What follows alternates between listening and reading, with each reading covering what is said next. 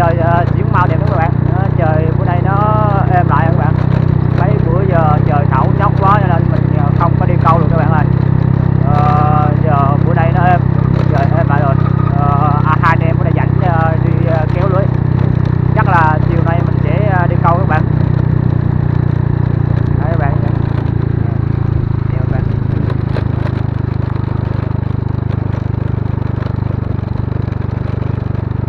Biển đá các bạn ơi.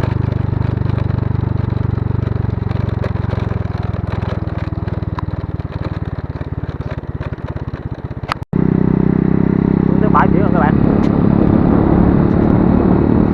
Bãi hôm nay đẹp quá trời nè.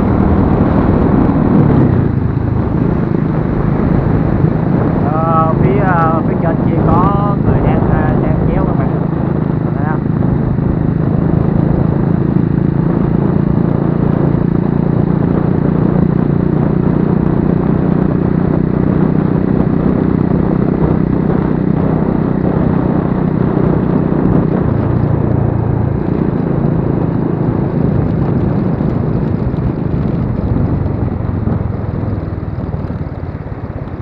Mấy giác rồi anh? Mấy giác rồi? Giác không à? Giác hả?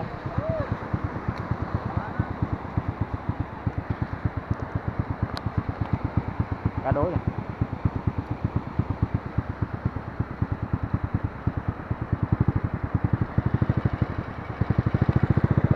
Rồi, hai anh em đi xuống phía dưới kéo này.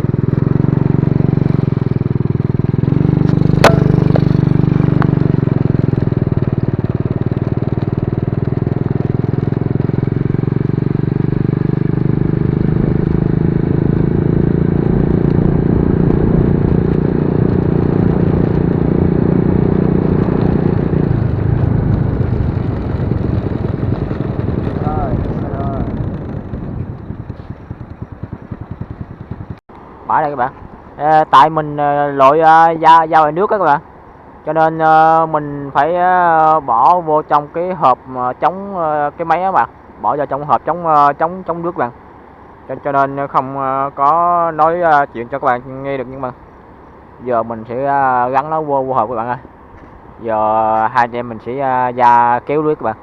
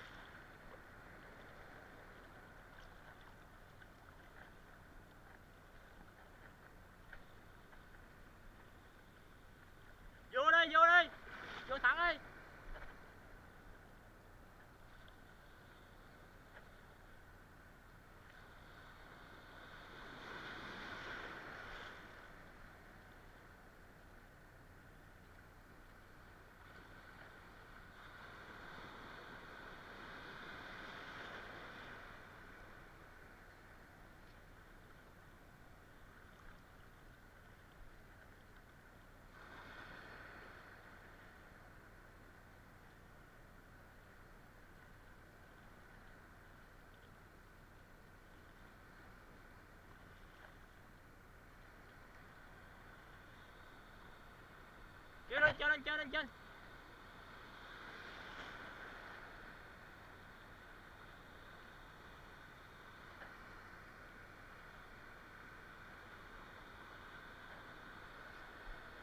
Lên trên thôi ha.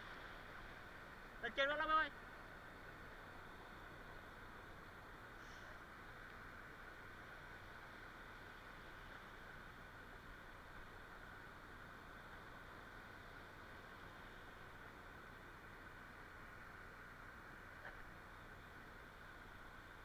Má giác không nghĩa chưa.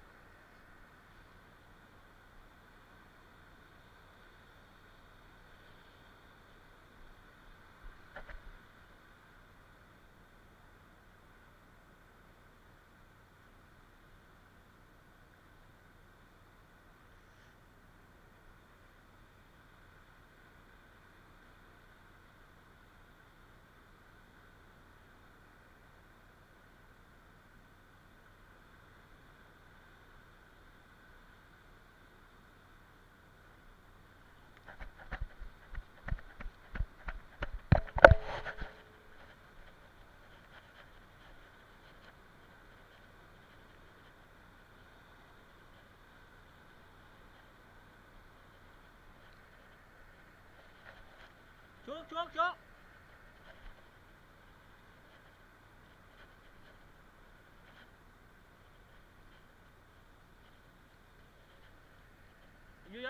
Vô bà đừng kêu.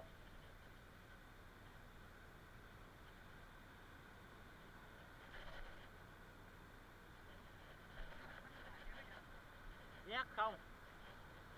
Vô bà đứng.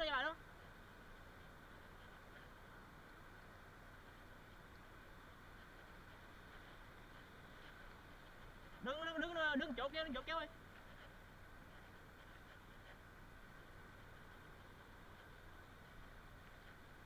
Đó, giác không ghê.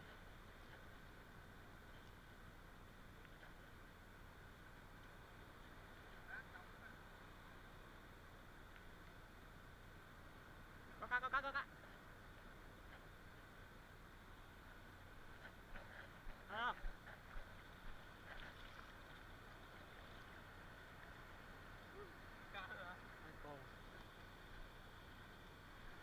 Mai giác ghê.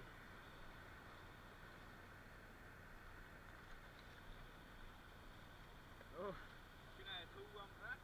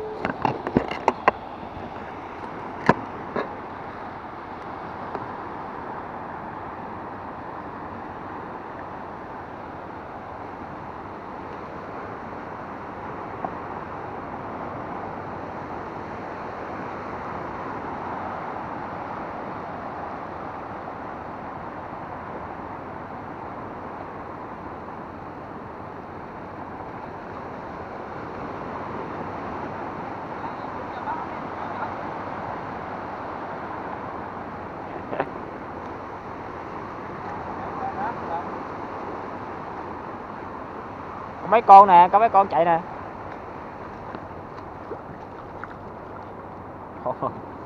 Hai ba con giờ. Sợ giác luôn. Đừng là sao giác ép vô hốc này quá trời giác luôn. Trời, có giác là có sức khỏe. Có giác có sức khỏe. Mấy con.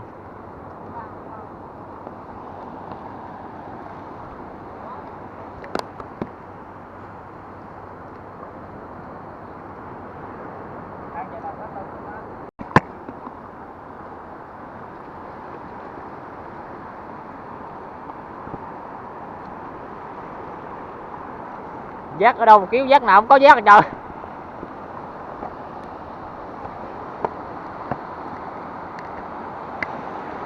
Trời ơi giác kìa.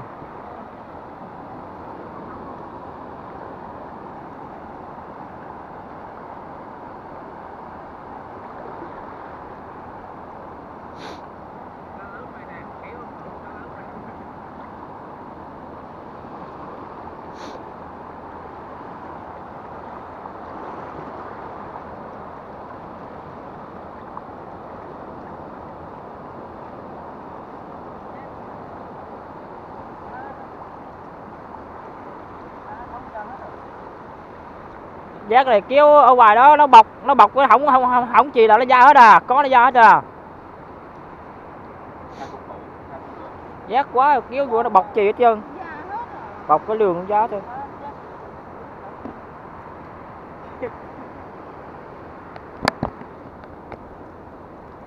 Hai con rồi các bạn. Nè, được rồi. Nhanh chở, đùng mày. Cụm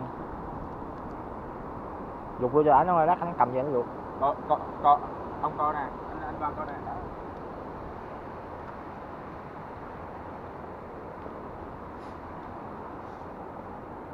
Cái bài lại cái nước thấy tí nè.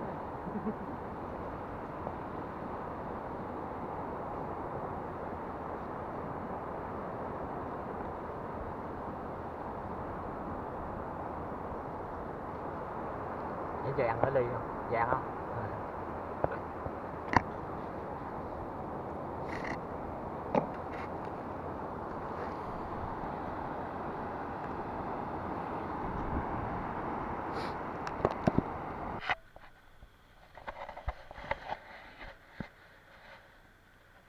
Kéo chậm chậm nha, có cá lớn á.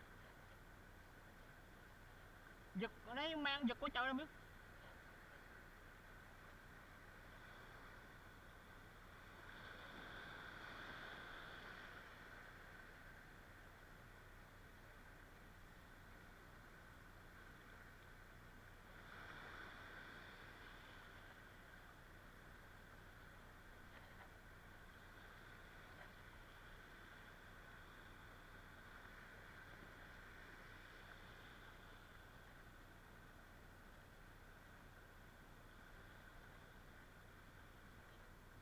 Rắn không? Rắn không?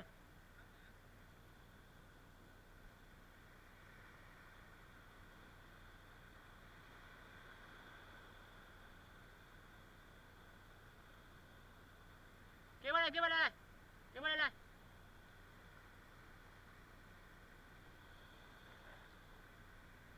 Kéo bên đây, kéo bên đây, kéo bên đây. Kéo bên đây.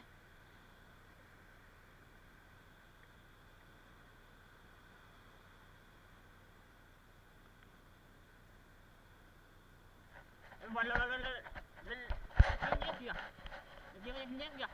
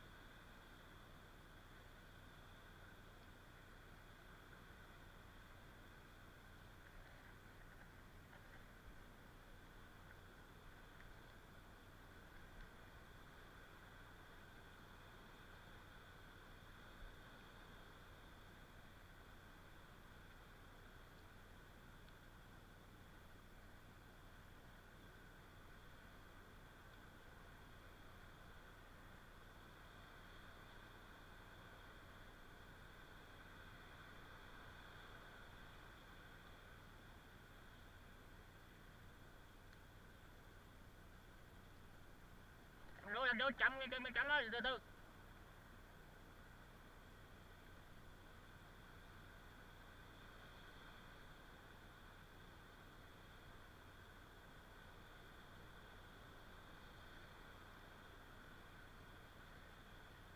Đứng vô trong chi bập đất không? Được cái bự mất tiêu vợ.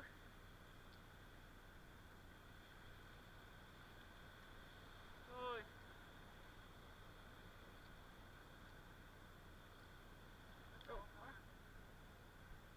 Cái bự sư mất tiêu mơ.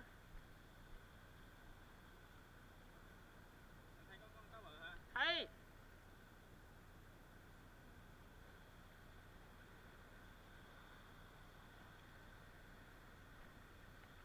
Dục kia qua đây, dục kia qua đấy.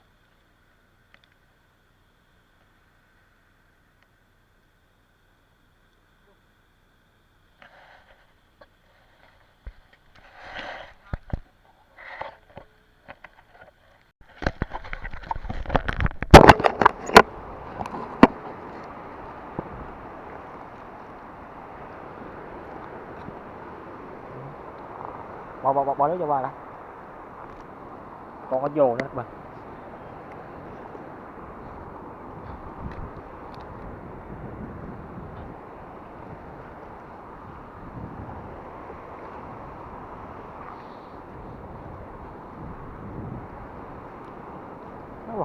Ao qua đó sâu quý luôn.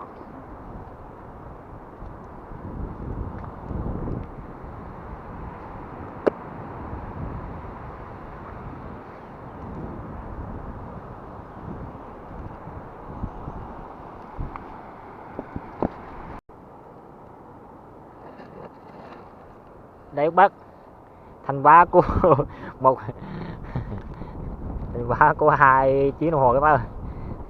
Không, bữa nay không có cá các bác, giờ được vài con cá đấu này, nhưng một con có vô.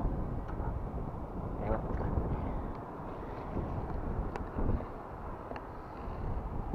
Thôi về các bác ơi. Thôi bye bye nha. Nếu mà các bác xem video thấy hay thì hãy đăng ký kênh để ủng hộ mình nha các bác. Rồi cảm ơn các bác nhé. Bye bye các bác ơi.